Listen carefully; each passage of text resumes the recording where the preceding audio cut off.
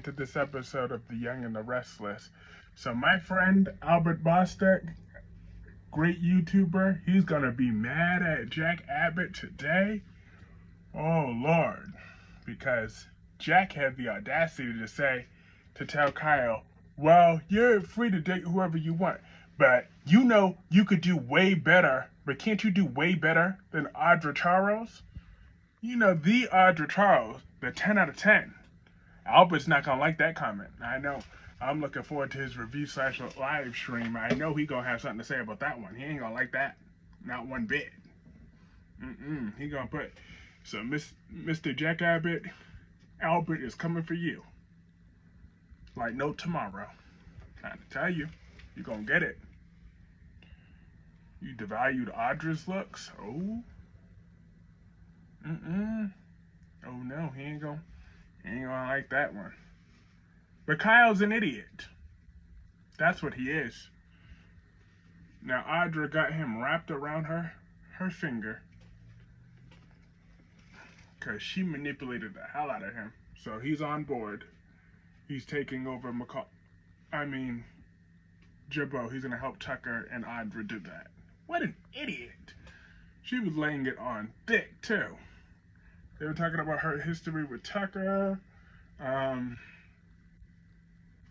She claims that she's able to control Tucker. And she said, oh yeah, Tucker's just a means to an end for her. Which I actually believe, because I don't believe Audra has any real feelings. She's a sociopath. She cares about nobody but herself. Barely that. That is all Audra cares about, is Audra Charles. But, then she told, after Kyle left, she told Tucker that, yep, she got him under control. So, he's an idiot. A real huge idiot. But he's gonna get, don't you worry though, he's gonna get what's coming to him. Because when Audra plays him, and I pray that Tara Locke comes back and takes her son away from him. That'll just be the icing on the cake. And then Jack and them don't even help him. Be like, nope, you did this to yourself. Find a way to live with the visitation. Or whatever visitation Tara gives you. I would love that. Because Kyle's a piece of poo. He's a real dipshit. I really can't stand him. So, him and Nate are scum of the earth. Just traitors and brats. Especially Kyle. You had it even better than Nate did. Yet. You just are willing to betray your family. You're a disgrace. You are. Now, moving on from that, we had Nick and Victor. So Nick, the reason how Nick was able to put it together, because apparently that's a story that Victor read to Nick every single night when he was a kid.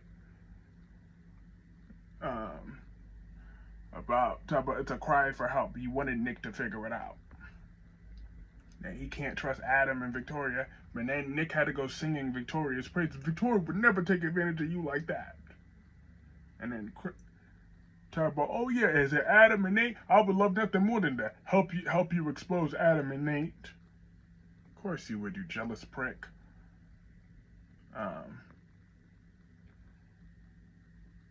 Yeah, she's just ridiculous. I remember when Phyllis said that in his breakup, we confirmed that what we already know, but Nick is very, very, very jealous of Adam. That was part of their breakup when Phyllis and Nick finally broke up. I'll never forget when she threw that in his face. She said, and you're so jealous of Adam that you're miserable because you just want to be the golden boy.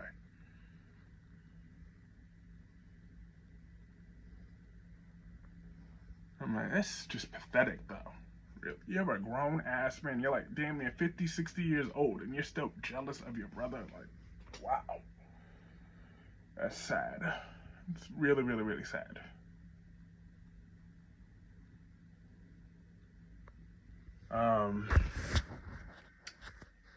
But yeah, Nikki tried to jump on that board too, but Victor made it clear he don't trust Victoria either.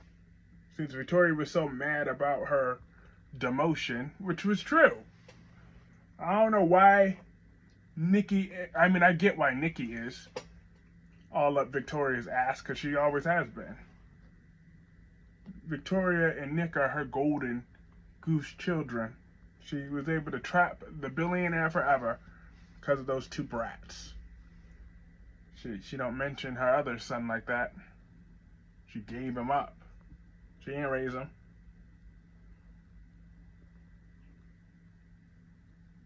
Please, and she didn't try to go back to get him for years and years and years and years and years either. You selfish old hag. Because you make me sick. She do. And yeah. But Victor demands that Nick keeps his big mouth shut though. He's not done with this plan. And he needs to know who's going to betray him. So he wants to see this through. Nick's like, oh, well, if Victoria ever finds out what you're doing, she's never going to forgive you. So what? That's the best news I've ever heard. To me, that would just incentivize me to just play that even longer. Because,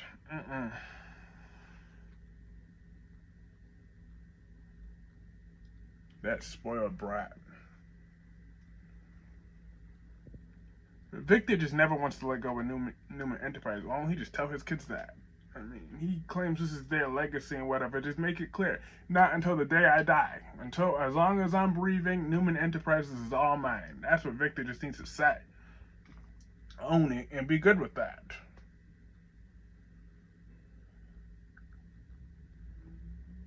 Because we all know that everybody else knows that that's the truth. Tired of that merry-go-round. But moving on from that, let's go back to the Abbotts. Let's go back to Ashley's back, looking good as always. And Diane kind of had a shock / witchy look on her face. Oh, well, Jack didn't tell me that you were on your way back. She's like, yeah, that's right. I didn't tell him. I'm back now. So, hey, Diane, what's up? Then they both beat to the bush that they still don't particularly like each other, but they're going to try to tolerate each other for Jack's sake this time, and since Diane saved Ashley's life in a very anticlimactic way, non-dramatic, just wow. But at least they're moving forward, because I was tired of Ashley's bitchy rants about Diane. It was so exhausting. So I'm glad they made it clear they're going to try not to hate each other for now. That's good. And then Jack came up in there, because Jack and Tucker, they had a confrontation earlier in the episode. And Jack was just returned Tucker's gift of that spy equipment. And they were just taunting each other. And Jack was just telling Tucker that he's just pathetic. He's just a sad man right now. But Tucker's not backing down from Jack Abbott. So let the battle begin. It's gonna go down. And then when Jack got the text from Ashley that she's back, he came along with Billy. They gave her a hug, and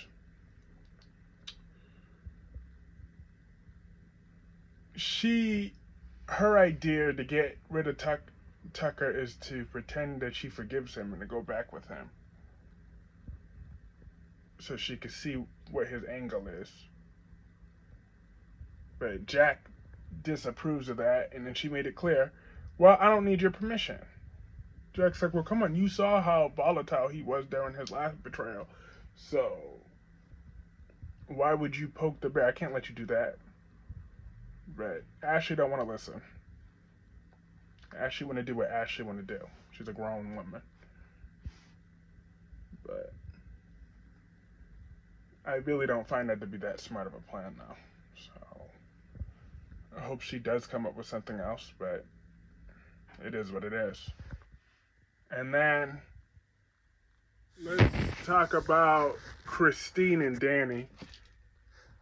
Now, I'm not gonna lie, I was kind of intrigued about that because I wasn't watching back then with this whole Christine and thing. I probably wasn't even alive then when that story was playing out. But so it was nice for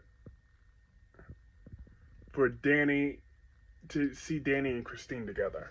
However, when she kept dragging on about, she was just getting into it about how her trip with Paul went, that there was so much distance between them. Then there wasn't. Then she tried. They thought that you could really get to know a person when you travel with them, and then she thought that traveling would bring them closer together, but it just brought their issues out to the surface. And then she said, oh, and she had the nerve to say though that was the short version. And then she went on and on and on and on and on some more. But, oh, well, he says he doesn't want anything to do with me and blah, blah, blah, blah, blah. And I'm just so sad. And I called him on his birthday. I was really good, but, you know, maybe just over. I'm just so sad. You know, I love both you and Paul. All that. I'm like, okay, get to the point. Your marriage is over. Now Danny's right in front of you. Go get with him and let's go with that. And then before that, though, they were going back and forth about Phyllis. Because Danny made it clear he hasn't forgotten Phyllis's deceitful behavior. But Christine was on her rant that Phyllis will never change. She's still mad about Phyllis hitting her with the car, as she should be. I'd be mad too. I mean, I am mad. Someone did hit me with the car. I don't really think about that too much often, but I have been hit by a car before. But yet, Phyllis did it deliberately. So I don't blame Christine for still not feeling Phyllis like that. I wouldn't be feeling her either. Hit me with a car. We're gonna have beef forever. So that is what that is. I don't blame her not one bit for holding that grudge. But I do think that, I mean, for some older, even though they're older people, but I think a Danny and Christine reunion will be interesting. I'm interested in it. Are you? Let me know in the comment section below. So that was pretty much everything in this episode. I thought this was a good episode for what it was. Let me know what y'all thought about this episode in the comment section below, and I'm going to see you all later.